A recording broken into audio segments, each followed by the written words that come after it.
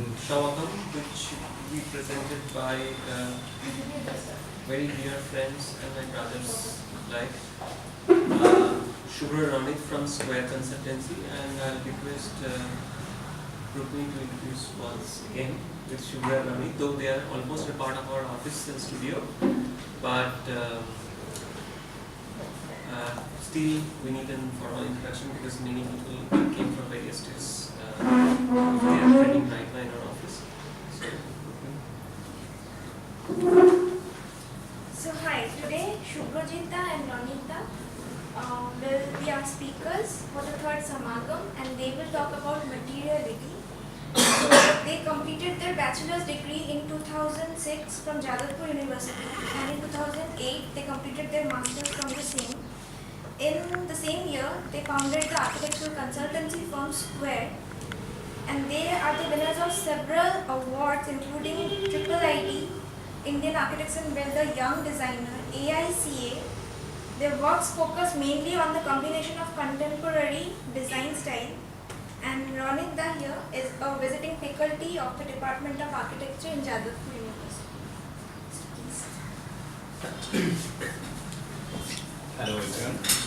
Don't worry, I'm not going to give the presentation. Subhra is going to be giving the presentation. So, we are really delighted that so many of you have come for this presentation, and at the same time we feel a little awkward because we are not used to give presentation at ADS. We are used to listen to from Avinda from ADS. Last 15, 16 years we have been coming over here and learning from Avinda, and suddenly one day Avinda said that at ADS you have to give the presentation. So, like, we can't disobey Avinda. So, here is the presentation for you. This presentation is all about one belief that we are practicing, and this presentation is all about sharing that belief with you, what we believe, and this presentation is all about to learn from you what do you think about our belief, our practice, and this presentation is all about that. Over to Shubhra. Shubhra is going to the presentation. Very good afternoon to everyone. Rukmini has given me 30 minutes. If I fail to do that in 30 minutes, you can stop me if you feel bored. But I doubt you will feel bored because today's presentation isn't about the exhibition of our works. It is a look back at ourselves, what we have done so far, how we have done so far, and the stories and the aha moments which shaped the decisions of what we have taken. So, I'll begin with Mr. Zunther's quotation. Not that I understand a lot about his work, but his idea, his stance towards architecture is something that has appealed us for over the years. And we are also enthralled by the idea of materials and space over form. And how we have done that and why we have done that, that is the journey that I'm going to take you tonight. Materials, when we were in college, we had a different stint with the materials. We taught materials in black and white. We had a particular hatch for a brick, we had a particular hatch for a concrete, and everything was in black and white. And not until we started our practice that we understand the physicality of the material itself, the textures, the forms, and how they influence your architecture. So I think the greatest challenge for being a student in architecture, and once you start practicing, is that this material component that comes very strongly in your design. Previously it was, it's a representation of a material that you do in your designs, that this is a brick wall, this is a concrete wall. But once you start once you start your buildings coming up in sites in different ways, it's there you start exploring this aspect, this very strong aspect of material. Now, you see, architecture for every one of us is a journey. and we have taken different paths. We all search for that Grail. No one has found the Grail, but that doesn't take away the journey from us. And this is, again, I repeat this, that this presentation is all about the journey that we have taken and the way we have shaped our career. How do you choose a material? There were certain factors like the ease of construction, the quality, the time is required, and obviously the cost factors. And you have different weightage in the different ways in which you can put this priority list, and project wise you can actually choose a particular material. This is more of a selection matrix in which you can actually choose a particular material. And we don't do that. Simply because architecture till date is not a rocket science, thankfully for us. If it were, probably we would have taken that route. But a lot of our decisions comes, of course those factors are there, but a lot of decisions comes through an intuition. The first look back at our career came in 2017, very recently actually. We were asked to do an installation which represents our philosophical stance to architecture in New Delhi, in DXD. And it made us think about the way we wanted to practice. And this presentation, this installation, we had called it diachroic versus dialectic, because architecture, we believe, is a dialectical process. You go back and forth, back and forth, back and forth with every problem. And there is no single rule, there is no single method in which you can achieve a certain solution. And at the same time, we always thought that architecture is a holistic subject. It's us, it is our inability to understand the entire space in its entirety. That's why we differentiate into, we chop it like graphic design, interior design, landscape, structure and everything. But finally, architecture is a wholesome space. So this installation has, and another thing is that architecture, for us, this you can think of as a philosophical construct of our practice. Architecture has a spatial domain and a time domain.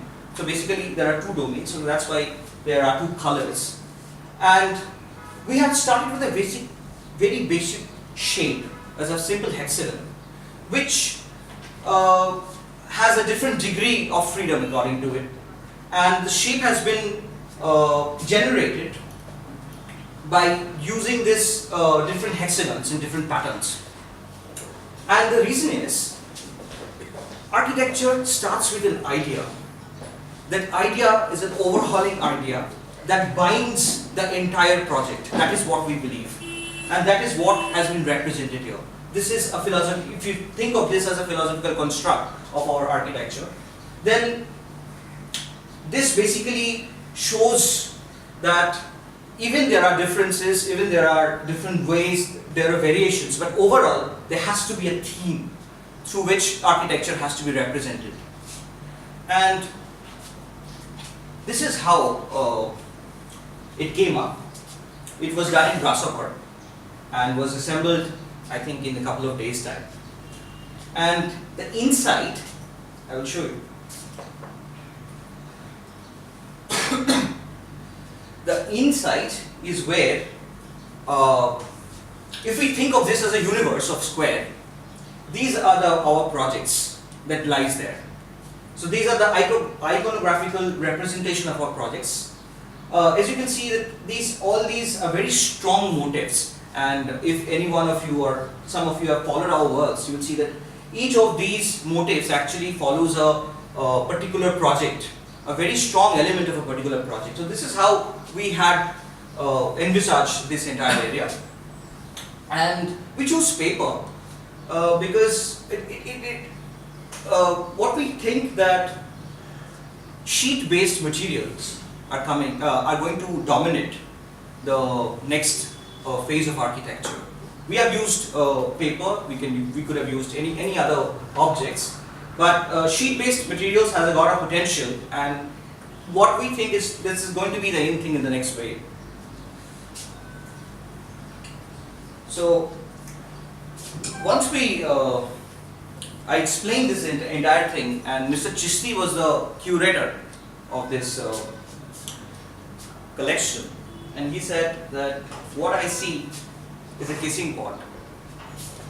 So this is a place where you can propose. You enter and then you propose your girl. So this is a different way. We have never thought about that. After we gave such a serious dissertation about what our project is, and then someone comes in and says, and this shows that architecture can be interpreted in different ways, and that is what makes us so rich. But the story doesn't start here. The story of architecture of Square starts in 2008, and I'll take just a moment to tell you a little story about this. In 2008, we had just opened our office. We had rented a place, and there was a small ad in the newspaper. There was a competition. It was a competition for a banquet hall. It was an interior design of a banquet hall, and Ranit came and said that can we just do it. So we had no idea about interior designs during that time, but we had nothing to lose either. So we said, yeah, we can do this. And we went in there. We found the entire project is actually a turnkey project. So we had no idea about turnkey. We had no idea about how to go about that. And generally, in the last 15 years, in these dire situations, what we do is we give a ring to this person sitting over here, Mr. Opin Chaudhary, and I called him up and I asked that what we should do. So he said that you should go about with the design. You should do it. I'll help you. And there was a person called Shantanu, I think, who did the BOQ. We didn't know how to make a BOQ at that time. And we went in there and we gave our presentation. And it was almost a similar situation like this, with this number of people. The only difference was they were impeccably dressed in their three-piece suits, badges, ties, and everywhere, and we were in our jeans and t-shirts, and they were looking at us and they were saying that, are you going to really make it? We explained, we confessed rather, that turnkey is not our job, we cannot do this turnkey. But this is, by looking at the project, we had a stint about a particular design, that this is what this area demands. So we gave them the design, that this is what we can do it, we can help you with the design, but we cannot do a turnkey project. So they said that this is a turnkey project and this is not something, it can't be otherwise. 3 days later we got a call. Again the same story, again those scary people. And this time they said, we had given them an offer also. And they said that we'll give you a little more than what you've asked for. And you are going to do the design. We will arrange the contractors. But we want this design to be done. This little moment was the aha moment in our life. It changed the very way that we worked on it. You see, the project that we got was because of its face value. We had no idea about, no experience, nothing. We saw a design, the building was an Edwardian building, and we felt quite naturally the interior should follow this Edwardian interior. All other people who had done the banquet hall, we later saw, they were very modern. They had veneers, they had all sorts of materials. No one had thought it in this way. No one had thought that we can have the bare ceilings, we actually went back to Fletcher because we didn't have any idea about how to do it. We didn't know about the Edwardian interiors during that time. But we went back, saw the designs, and then replicated those things. And this gave us a huge impetus on the value of the design. And during that time, I don't know how it is now. Architectural practice in those days, when you were young, we used to do elevations and views for different LBS. There were developers who had these G+3, G+4 buildings, and their plan is to be done by the LBS, and they used to have this rope in these young architects, and they said that you can do the elevations and the views for that. But we felt that architecture cannot be dissected with a plan and an elevation. So we stopped doing that. And after 2008, we have never done that. We have never done only elevations for anyone else. And it might be, I'm not saying that what is good, what is bad. It's just that our own understanding of architecture shaped us in a different way. And then in 2008 only, we came across a very interesting project. It was a place called Chalsa, which is in Tours. There's a place called Chalsa Hilltop, and it's a very strange land. There is a 300 feet elevation, and the rest of the land is flat. And on one side you can see the forest, the Gorumar and the Chapnamari forest. Then the other side you have the tea gardens, and then you have a hilltop in which there was a 22-acre land of a St. Clair's Chalsa property. And at that time we were doing the common areas, the suites and all those things. And until a few weeks back, I didn't believe in this story, because a few weeks back we actually saw elephants in Chalsa. But when in 2008 we didn't see any elephants during that time. But there was this, there was a pack of 6 German shepherds that they had, and the leader of the pack was called Jack. And Mr. Maiti is really afraid of dogs. He's really afraid of dogs. So what we used to do is, when we were taking a trail around this 22-acre land, we used to take the head of the security, who was in charge of those dogs, because Mr. Jack and his friends used to come out of nowhere and just encircle you. And when you are in the middle of nowhere and you see 6 German shepherds, they were like wolves. So during this one of these trails actually, and when we go, that person was called Bijoy. When we came across a wall, and he said that certainly these walls were actually broken by the elephant. So we laughed it out, says that elephants can't come over here. But the elephantly destroyed walls, the stones, gave us an idea. We were doing a spa at that time, this spa. And we thought that probably we can use the stones. You see, the property has got immense amount of green, and we wanted to do a very low-key architecture. An architecture that it should blend with the design. It should not stand out. So we toyed with the idea of having the stone wall. Now again, we have to refer to Mackay 2, I think, Mackay 2, yeah. And we went back, and we didn't know how to make a stone masonry walls. So we went back to the books and started looking at that. And we saw different types, like, the random rubble masonry, the square snake rubble. The strange thing is that the stones didn't match. The stones that we used and the stones that they had used actually didn't match. So we had to improvise a lot. And these stones are much smaller, and it can be dressed only on one side.